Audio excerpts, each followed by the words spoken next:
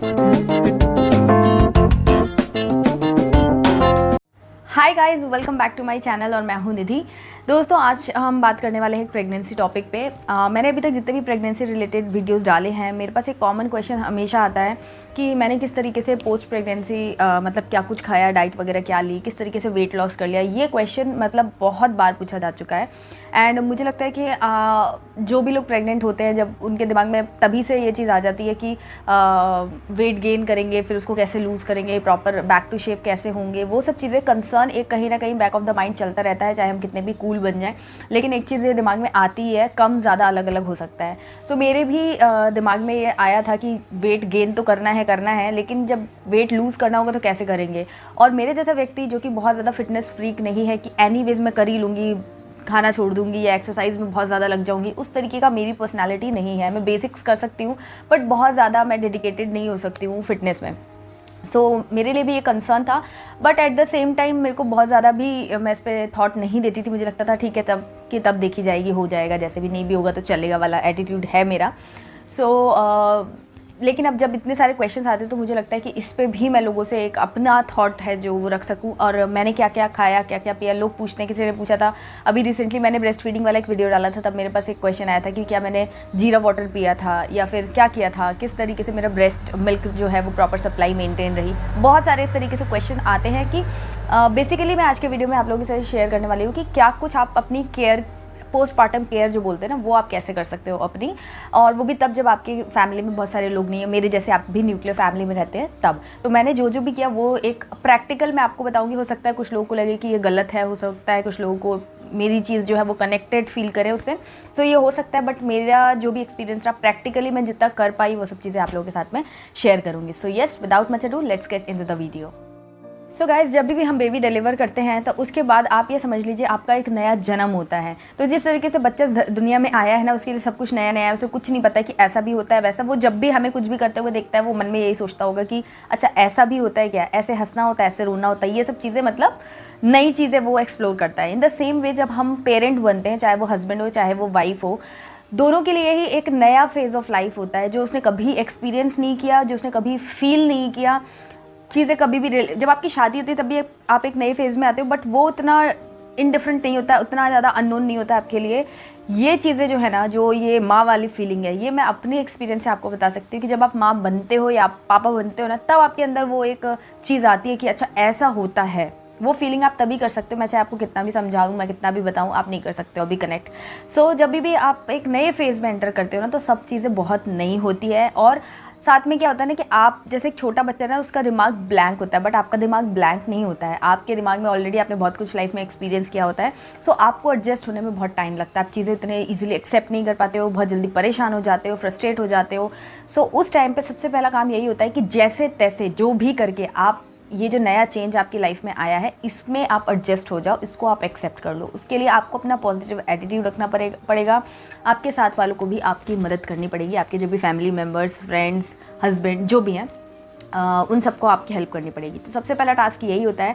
उसके बाद जब आप बेबी लेकर अपना घर आते हो ना, तब आपकी जो चैलेंजेस हैं वो शुरू हो जाते हैं। लेकिन ट्रस्ट में ओवर द टाइम कोई टेंशन की बात नहीं है, चाहे कितना भी आप डर रहे हो, घबरा रहे हो, परेशान हो रहे हो, ओवर द टाइम आप इन चीज़ों में मतलब बोलते हैं ना हैबिचुएटेड हो जाओगे। फिर आपकी यही दुनिया आपकी जीवन भर तक चलती रहेगी। फिर आपको कोई टेंशन या एक टास्क नहीं होगा, चैलेंज नहीं होगा, आप जैसे तैसे सब चीज़ें करते चले जाओगे। सो येस, आपको थोड़ा सा पॉजिटिव रहना है। जब भी फ्रस्ट्रेशन हो, देखिए जब आप बेबी डिलीवर मतलब पोस्टमार्टम केयर में सबसे बड़ी चीज़ आती है कि आपको अपनी मेंटल हेल्थ का भी इक्वल ध्यान रखना होता है और फिजिकल हेल्थ का भी ध्यान रखना पड़ता है। साथ ही साथ आपको अपने बच्चे का भी बहुत ज़्यादा ध्यान रखना पड़ता है, क्योंकि वो अभी इस एनवायरनमेंट में हैबिचुएटेड नहीं होता है, एडजस्ट नहीं होता है। तो उसकी केयर करना भी आपकी बहुत ज़्यादा रिस्पॉन्सिबिलिटी हो जाती है। सो ऐसे में आपको कुछ चीज़ें आपको ध्यान रखनी चाहिए, अपनी लाइफस्टाइल में कुछ चेंजेस करने चाहिए, अपनी डाइट में कुछ चेंजेस करने चाहिए और अपनी सोच में कुछ चेंजेस करने चाहिए। सबसे पहली चीज़ आपको जो करना चाहिए वो होता है प्रॉपर रेस्ट। सबसे ज़्यादा ज़रूरी है। देखिए पहले के ज़माने में क्या होता था कि लोगों की जॉइंट फैमिली होती थी, तो काम जो है ना वो डिवाइडेड हो जाते हैं। अगर आपकी फैमिली अच्छी है, क्योंकि पहले के ज़माने में बहुत सारे लोग कंजर्वेटिव माइंड के भी होते थे, तो भी प्रॉपर रेस्ट नहीं मिल पाता था। बट अगर आपकी फैमिली सपोर्टिव है, आपकी फैमिली में प्रॉपर एक्टिव लोग हैं, तो आपको रेस्ट मिल जाता था, पॉसिबिलिटी थी। आज के समय में जब न्यूक्लियर फैमिली है, ज़्यादा से ज़्यादा आपके पास आपके इन लॉज रह सकते हैं, ज़्यादा से ज़्यादा। तो वो भी कितना अकेले वो सब कुछ नहीं मैनेज कर सकते हैं। तो आपको मतलब रेस्ट भी लेना है, साथ में सारी लायबिलिटीज़ को भी पूरा करना है। लेकिन आपको मैंने जैसा वर्ड यूज़ किया, जैसे तैसे आपका एक ही टास्क है कि आपका जो रेस्ट है आप कभी भी अंडर रेस्ट ना हो during the pregnancy, during postpartum period. तो आपको जब भी मौका मिले, क्योंकि होता क्या है कि आपको बच्चे को फीड कराना है, बच्चे का ध्यान रखना है, बच्चे के हिसाब से आप बच्चा जगह है तो आप सोने का सोच भी नहीं सकते हैं। तो उसमें क्या होता है कि आपकी जो नींद है ना वो प्रॉपर रेस्ट जो है वो नहीं हो पाता है, आपको खुद भी बहुत सारे फिजिकल प्रॉब्लम्स हो रहे होते हैं। तो इसीलिए आपको बस मौका ढूंढ करके सो जाना है। आपको ये नहीं देखना है कि यार मेरा घर साफ़ हो रहा है कि नहीं, इसने खाना खाया कि नहीं। एक जो हमारी हैबिट बिफोर मैरिज होती है, हम अपने स्पाउस से बहुत कनेक्टेड होते हैं, उनके खाने का, नाश्ते का, इसका उसका बहुत ध्यान रखते हैं। तो होता क्या है कि अगर आप इन चीज़ों को इग्नोर करते हैं ना, तो भी आपके अंदर एक गिल्ट कॉन्शियस आता है कि ओ अब मैं अपने स्पाउस को उतना ध्यान नहीं दे पा रही हूँ या अपने घर को उतना ध्यान नहीं दे पा रही हूँ, ये वाली फीलिंग भी आने लगती है।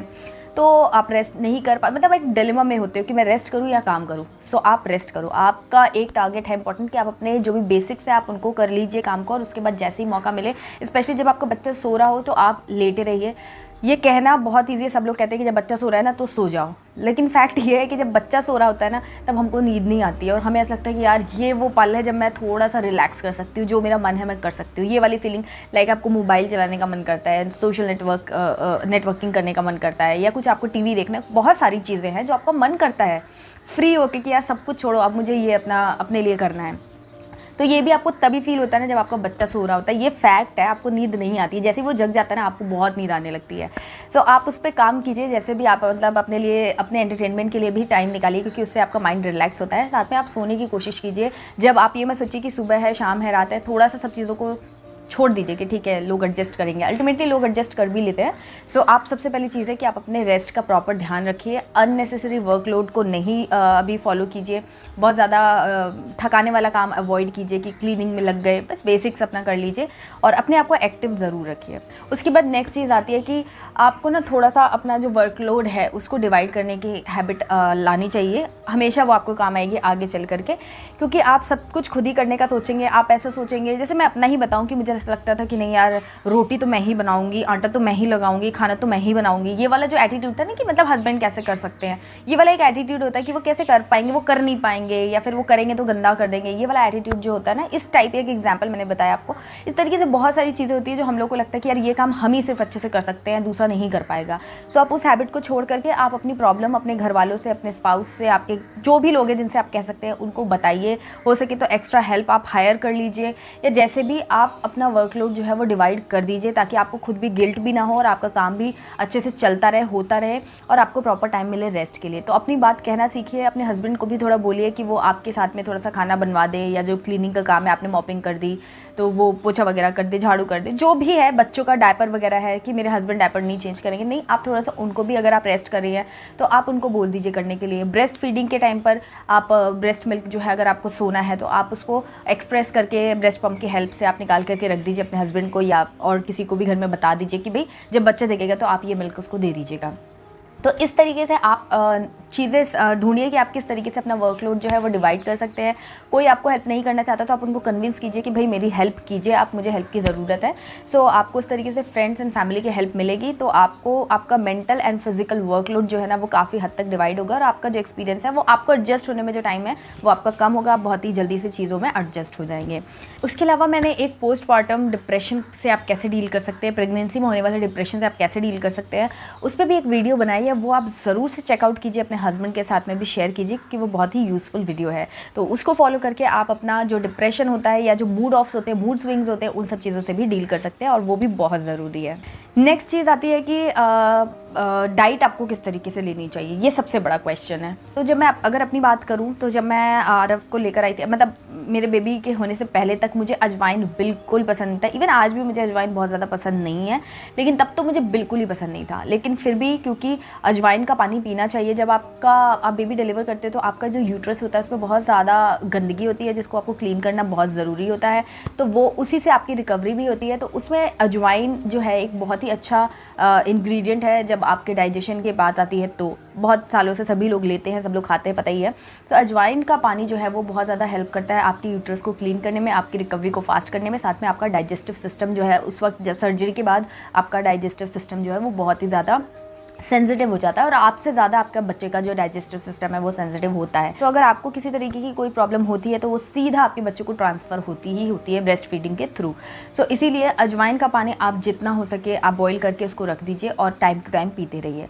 अब मैं अगर अपनी बात करूँ तो मैं शुरू के 1 हफ्ते तो मैंने अजवाइन का पानी पिया था, बट जैसा कि मैंने बताया मुझे अजवाइन का पानी बिल्कुल पसंद नहीं है, अजवाइन की स्मेल मुझे बिल्कुल पसंद नहीं है। सो मैंने दिन भर नहीं पिया था। नॉर्मली सजेस्टेड होता है कि अगर आप दिन भर पी सके तो आप उसे टाइम टू टाइम वही पानी को कंज्यूम कीजिए, बट मैंने दिन भर में 2 या 3 ग्लास में वो गुनगुना करके पानी जो है वो बॉईल करके एक बार रख देते थे और जब पीना होता तो हल्का गुनगुना करके उसको पी लेते थे या फिर बॉटल में भर के रख लेते थे, वो गर्म बना रहता था। तो इस तरीके से मैंने 3 ग्लास के करीब अराउंड मतलब मैंने दिन भर में पानी पिया होगा। उसके अलावा मैं नॉर्मल गुनगुना पानी पीती थी। सो नॉर्मल गुनगुना पानी तो आप अपने हैबिट में बांध ही लीजिए जितना लंबा समय, 3 महीने 4 महीने, जब तक भी आप कर सके, क्योंकि वो अल्टीमेटली आपके डाइजेस्टिव सिस्टम को भी अच्छा करने में हेल्प करता है। साथ में आपका वेट लॉस का भी जो प्रॉब्लम है, आप के कंसर्न है, वो भी आपको हेल्प आउट करता है वहाँ से, और साथ में आपकी क्लीनिंग भी करता है। तो गर्म पानी तो आप पीजिए, हो सके तो अजवाइन का पानी आप पी लीजिए। यहाँ पर मैं एक टिप देना चाहूँगी कि जैसे मुझे अजवाइन का पानी पसंद नहीं था, या फिर जब हम अकेले रहते हैं ना, कोई करके देने वाला है तो वो करके दे देगा, आप पी लेंगे। लेकिन जब आप ही को सब कुछ करना है तो क्या होता है कि आप अपनी चीज़ों से कॉम्प्रोमाइज़ कर ही लेते हैं कहीं ना कहीं। तो उस शॉर्टकट के लिए मैंने क्या किया था, अजवाइन को थोड़ा सा काला नमक के साथ भून करके एक डब्बे में रख लिया था बेड साइड पर। तो टाइम टू टाइम मैं दिन में 4 5 6 बार, जब भी मुझे याद रहता था, जब भी मेरा मन होता था, तो मैं वो लेती थी और पानी की बोतल हमेशा अपने साथ में रखती थी बेड पे, क्योंकि मुझे वैसे भी पानी पीने की आदत है और मैं बार बार जा करके लाऊंगी तो फिर मैं टायर्ड होगी। सो मैं क्या करती थी, एक बड़ा 1.5 लीटर की बोतल थी मेरे पास, उसको भर करके मैं रख लेती थी बेड साइड पे और टाइम टू टाइम मैं पीती रहती थी और वो जो अजवाइन मैंने बताया वो मैं खा लेती थी। सो आप ये ज़रूर कर सकते हैं, ये बहुत ही शॉर्टकट है और बहुत हेल्प करता है। तो मैंने जैसे अजवाइन का पानी रेगुलर नहीं पी पाई थी, लेकिन ये अजवाइन मैंने बहुत लंबे टाइम तक खाया था। उसके अलावा मैंने जो खाना, मेरा जो डाइट होता था, जैसा कि मेरी सर्जरी हुई थी तो सब लोग कहते हैं कि घी वगैरह मत खाओ, ज़्यादा ऑयली मत खाओ। सो वो मैं आपको बता देती हूँ। तो मेरी जो डाइट थी पोस्ट प्रेगनेंसी, वो ये थी कि मैं दलिया की खिचड़ी में खाती थी, जिसमें दाल, मूंग की दाल और दलिया, प्लेन यही खिचड़ी मैं बनाती थी, क्योंकि मुझे वेजी वाली खिचड़ी जो है वो पसंद ही नहीं थी। मुझे मूँग की दाल पसंद नहीं थी, मुझे दलिया पसंद नहीं था, बिल्कुल पसंद नहीं था। लेकिन मैंने अपनी प्रेगनेंसी से ही खाना शुरू किया मूँग की दाल। सो वो प्लेन खिचड़ी बनती थी, उसके ऊपर मैं एक बड़ा सा चम्मच घर का होममेड घी जो होता था वो डालती थी और तड़का वड़का दे देती थी मम्मी। तो इस तरीके से मैं वो खाना खाती थी। साथ में 1 कटोरी भर करके मैं सैलड खाती थी, टमाटर, प्याज, खीरा, जो भी उस टाइम पर अवेलेबल होता था तो वो मैं खाती थी। नींबू, नमक, हरी मिर्ची एक लेती थी, इस तरीके से खाती थी। तो मसालेदार खाना मैं नहीं खाती थी, नॉर्मल इस तरीके से खाना खाती थी। और डिनर में मैं दाल और रोटी खाती थी। साथ में जो सब्ज़ी बनी है हल्की लौकी की, तोरी की, ये मुझे पसंद भी है तो मैं ये वाली सब्जियां खा लेती थी। सो दाल रोटी मैं खाती थी और मैं बहुत ज़्यादा खाना एक बार में नहीं खाती थी। हालांकि मुझे बहुत भूख लगती थी, क्योंकि हम जब ब्रेस्ट फीडिंग कराते हैं तो बहुत भूख लगती है। सो आप जितना आप खा सकते हो आप खाओ, कोई मतलब कंस्ट्रेंट मत रखो कि अरे यार मैं तो पहले 3 रोटी खाती थी अभी मैं 4 क्यों खा रही हूँ, इस तरीके से नहीं। आप मतलब ओवर ईटिंग भी मत करो, क्योंकि कई बार लोग बोलते हैं ना आसपास वाले कि बच्चा फीड कर रहा है तो और खाओ। नहीं, आपकी जितनी भूख है आप उतना खाइए। फिर जब आपको थोड़ी देर बाद जब आप फीड कराएंगे आपको फिर भूख लगेगी, तब फिर आप कुछ और खा लीजिएगा। इस तरीके से आप रखिएगा तो वो ईजी रहता है डाइजेशन पॉइंट ऑफ व्यू से भी, और कैलोरीज भी इकट्ठा नहीं होती, क्योंकि आप बहुत ज़्यादा एक्सरसाइज तो करते नहीं है ना उस टाइम पर। सो यस, मैं दाल, रोटी, सब्जी और सैलड, अगेन मैं दोनों टाइम सैलड ज़रूर खाती थी, क्योंकि वही एक ऐसी चीज़ थी जो मेरे खाने को टेम्पटिंग बनाती थी। बाकी तो मेरा खाना बहुत ही प्लेन होता था। उसके अलावा अगर मैं ऑयली और मसालेदार खाने की बात करूँ तो शुरू के 1.5 महीने तक मैंने कहीं कोई बाहर का खाना नहीं खाया था। बीच में 1-2 बार आई थिंक मैंने समोसे खाए थे, क्योंकि जो लोग मुझे रेगुलर फॉलो करते हैं उन्हें पता है कि समोसे की मैं डाई हार्ड फ़ैन हूँ। सो मेरा बहुत मन कर रहा था तो मैंने 1-2 समोसे खाए थे, लेकिन वंस इन अ वाइल मैं इस तरीके से खा लेती थी। और बाकी नाश्ते में जो रेगुलर नाश्ता बनता है, सूजी का चीला, इडली, बेसन का चीला, ये वो सब चीज़ें मैं खाती थी। लेकिन मैं गरम मसाला वाला कोई भी चीज़ नहीं खाती थी काफ़ी लंबे टाइम तक। और 1.5 महीने के बाद जब बाहर निकलना अलाउ हो गया था हमारे घर में, उसके बाद जब मैं निकलती थी वंस इन अ वाइल मैंने रेस्टोरेंट वगैरह का भी खाना खाया है। एकदम हाईली रेस्ट्रिक्शन में मैं नहीं रही हूँ। और रही बात घी की, तो घी मैंने बहुत ज़्यादा कंज्यूम किया है और मुझे इससे ना तो मेरा वेट गेन में कुछ प्रॉब्लम हुई कि मतलब वेट गेन हो गया और फिर वो मुझे कुछ प्रॉब्लम कर दिया, ऐसा कुछ नहीं हुआ। मुझे लगता है कि घी खाना बहुत ज़रूरी होता है, क्योंकि आपको इतना काम करना होता है, बच्चे को फीड कराना, आपको एनर्जी एंड न्यूट्रिशन चाहिए होता है, जो कि होममेड घी के अंदर बहुत होता है। मेरे पास गाय का मिल्क आता है तो गाय का घी था वो। सो यस मैं इस तरीके से घी तो मैंने कंज्यूम किया है कहीं कोई, हाँ मैं बहुत ज़्यादा स्पाइसी तला हुआ भुना हुआ इस तरीके का खाना रेगुलर बेसिस पे नहीं खाती थी, बट जैसे कि मैंने बताया कि मैं बहुत ज़्यादा हाईली रेस्ट्रिक्शन में भी नहीं थी, मैं सब कुछ खाती थी, कैजुअल थी, मॉडरेट थी कहा जाए, इस तरीके से मैंने अपना खाया था। दूध दही छाछ ये मैं ज़रूर लेती थी। इसके अलावा यस एक चीज़ मैं और बोलूँगी कि मेरी मदर इन लॉ ने लड्डू बनाए थे, ड्राई फ्रूट लड्डू। तो ड्राई फ्रूट थे, उसके अंदर गुड़ था, थोड़ा सा गोंद भी था और सौंठ होता है वो था, तो वो डाल करके उन्होंने लड्डू बनाया था। तो वो करीब 1-1.5 महीने तक मैंने वो लड्डू खाया था और मीडियम साइज़ के उन्होंने बनाए थे। तो मैं दिन में 2 या 3 लड्डू से टाइम टू टाइम जब मंचिंग करने का मन होता था तब मैं वो खाती थी। सो बहुत बड़े लड्डू मैंने नहीं बनाए थे, क्योंकि एक लड्डू बड़ा होगा तो क्या होगा कि आपको एक बार में वो पूरा कंज्यूम करना ही होगा, चाहे आप खा पाओ या ना खा पाओ। छोटे छोटे रहेंगे तो भले ही आपको जितना 2 खाना है 3 खाना आप खा सकते हो, तो उस हिसाब से छोटे छोटे मीडियम साइज़ के लड्डू इतने बड़े बड़े से करीब बनाए थे। सो वो 2 या 3 मैं दिन भर में मंचिंग के टाइम पे खाती थी। लेकिन दिन की शुरुआत जो मैं करती थी वो एक तो गर्म पानी पीती थी, उसके बाद मैं एक 300 ml का मिल्क लेती थी, गुनगुना, थोड़ा सा गर्म साइड पे ही रहता था वो लेती थी। और उसके साथ मेरी मम्मी एक पाउडर बना के लाई थी जिसमें बहुत सारी जड़ी बूटियाँ जो होती है ना वो सब थी, बहुत सारी थी, जो मुझे नहीं पता है कि उसमें क्या क्या थी। जीरा, सौंठ, मेथी ये सब तो था ही जो बेसिक्स हमें पता है, उसके अलावा भी पता नहीं उसमें क्या क्या था, मुझे बिल्कुल भी पता नहीं है, अंदाज़ा नहीं है, क्योंकि मम्मी मेरे घर से अपने घर से ही बनाकर मेरे पास लाई थी। और वो पाउडर 2 चम्मच मैं, बड़ा वाला जो राइस स्पून होता है उससे मैं 2 चम्मच खाती थी सुबह खाली पेट, मतलब पानी पीने के बाद दूध के साथ मैं उसको लेती थी। एंड मुझे लगता है कि वो जो पाउडर है ना वो बहुत मैजिकल है, क्योंकि उसकी वजह से वो जो मैंने रेगुलर बेसिस पे लिया है, एक भी दिन मैंने मिस नहीं किया उसको। और 2 चम्मच सिर्फ मुझे लेना होता था, और बहुत ज़्यादा वो कड़वा भी नहीं था लेकिन टेस्टी वो बिल्कुल भी नहीं था। तो जस्ट आप ऐसे समझ लो कि जैसे आयुर्वेदिक दवाइयाँ होती है ना, बस वो वैसा था, और मुझे लेने में कोई डिफ़िकल्टी नहीं होती थी, मैं उसे ले लेती थी 1 गिलास दूध के साथ। अभी भी मेरे पास वो थोड़ा सा पाउडर बचा हुआ है, मैंने सोचा था जब वीडियो बनाऊंगी कभी तो फिर मैं वो दिखाऊंगी, इसलिए मैंने उसे थ्रो नहीं किया है। बट वो पाउडर मैंने करीब 10 महीने तक खाया है। कैन यू बिलीव दिस, 10 महीने तक खाया। और अभी भी जितना मैंने दिखाया ना वो पाउडर मैं खाती तो शायद से वो 15 दिन और चल जाता। सो इतना ज़्यादा पाउडर बना के मेरी मम्मी लेकर आई थी, और मैंने उससे रेगुलर बेसिस में डिलीजेंटली एकदम खाया है। और उसकी वजह से मुझे लगता है कि मेरी रिकवरी में, क्योंकि उसके अलावा तो मैंने बहुत कुछ किया नहीं है, मेरी मालिश मैं करवा नहीं पाई थी, कोई भी मालिश वाली मासी मिली नहीं थी। शुरू के हफ्ता 10 दिन मैंने बस कराया था जो कराया था, उसके अलावा फिर कोई मेरे को समझ में आया नहीं। और फिर वही वाली बात है कि अपने लिए टाइम निकालने का हो ही नहीं पा रहा था। सो मेरी मालिश भी नहीं हुई, बहुत ज़्यादा ऐसा भी नहीं है कि 10 लोग लगे हुए हैं मेरे केयर करने में, ये खा लो वो खा लो, कुछ नहीं, सब कुछ खुद ही किया मैंने। अगर आपने मेरी प्रेगनेंसी स्टोरी देखी है तो आपको उसमें मैंने और भी चीज़ें बताई हुई हैं।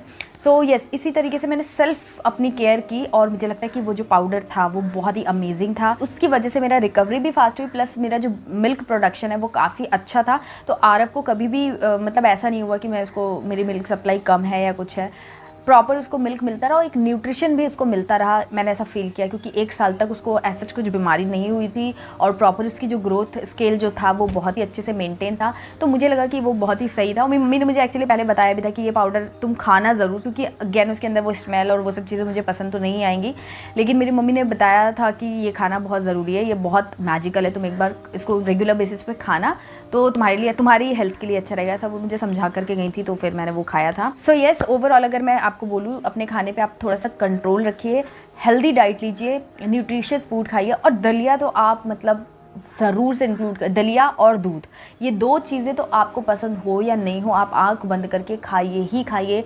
ये कुछ शॉर्टकट्स हैं, ये ऐसी चीज़ें ना, शॉर्टकट्स हैं जो आपको ज़्यादा मेहनत भी नहीं करनी है, ज़्यादा तामझाम भी नहीं करना है, बट आपको बहुत ज़्यादा आपको न्यूट्रिशन प्रोवाइड कर देंगे। तो पसंद हो या नहीं हो, मेरे हिसाब से आप 1 बाउल दलिया आप ज़रूर खाइए, आटे वाला जो दलिया आता है, और दूध आप ज़रूर पीजिए, और कुछ ड्राई फ्रूट्स है, बादाम, अंजीर, छुहारे, ये सब आप ज़रूर खाइए। इससे क्या है कि आपको एनीमिया की प्रॉब्लम भी नहीं होगी, ब्लड लॉस का जो इशू हो जाता है वो सब नहीं होगा, और बहुत अच्छी रिकवरी आपके अंदर से होगी। सो येस, ये करिए, गर्म पानी आप ज़रूर पीजिए, और जो भी कुछ मैंने बताया आप उससे अपना जज कर सकते हैं, आपको जैसा फॉलो करना हो, आपके घर वाले जैसा आपको बोलते हो।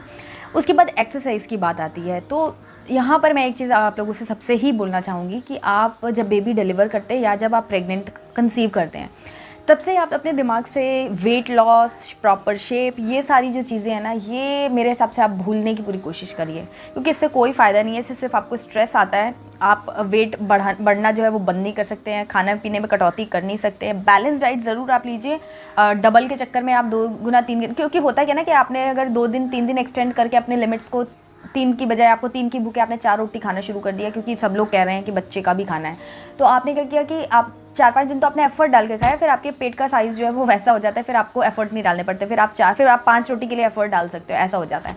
सो इसलिए आप प्रेशर मत लीजिए ज़्यादा खाने का भी, कम खाने का भी। नॉर्मल जो आपको भूख है आप उतना खाइए।